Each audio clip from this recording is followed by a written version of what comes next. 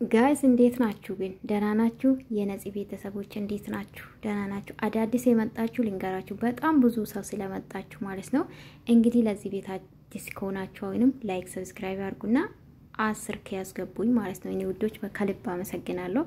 ራሱ ዩቲዩብ ኮሜንት ልኮልኛል እውነት ለመናገር በሰሞኑ ሰብስክራይብ እና ላይክ ማለት ነው ልኮልኛል የእውነት እና ምን ልላችሁ ፈልጌ መሰላችሁ እንግዲህ እነዚህ ልጆች የማዳም ቅመሞች ናቸው። እንግዲህ ሰርግ ላይ ተገኙ። በርግጥ ብዙ ፎቶ አለ፣ ግን ከፎቶ ልክ ዩቲዩባችሁ ላይ እነሱን ብታመጡ የተመረጠ ነበር የሚሆኑ። ለምን ማዳም ቤቱ ናችሁ የምትሰሩ አላችሁና አንዳንድ ደግሞ ለዩቲዩብ ብላችሁ አቤት እነሱን እኮ አትወዱትም የምታስመስሉ አላችሁ። እውነት ለመናገር ሉሉ ትመቸኛለች። ለምን መሰላችሁ? ለእናንተ ነው የምትናገረውና ባትሳደቡ አሪፍ ነው ብዬ አስባለሁ። የእውነት አብርሽ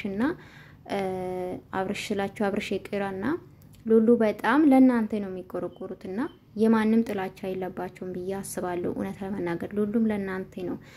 ብራችሁ አታባክኑ ዝም ብላችሁ። እነሱ በዩቲዩብ በደንብ ያገኛሉ። ከኛ የበለጠኛውን በወር የምናገኘው ከዛ የበለጠ ነው የሚያገኙት ዩቲዩብ ከተከፈለ።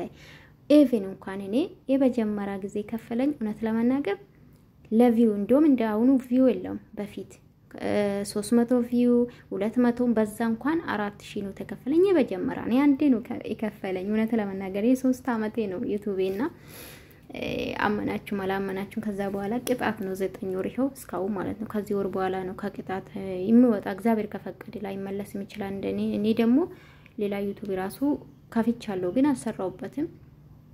ስለዚህ ይሄ ተዘጋ ነው ማለት ነው። እና ባትሳደቡ አሪፍ ነው ለእናንተ ነው። መቼም ኪሱ ውስጥ አይገባምና ብዙ በጣም የምትሳደቡ ካፋችሁ ማይጠበቅ የምትሳደቡ ስላላችሁ ነውና ብትረዷት እና ውዶቼ ላይክ ሰብስክራይብ አድርጉ።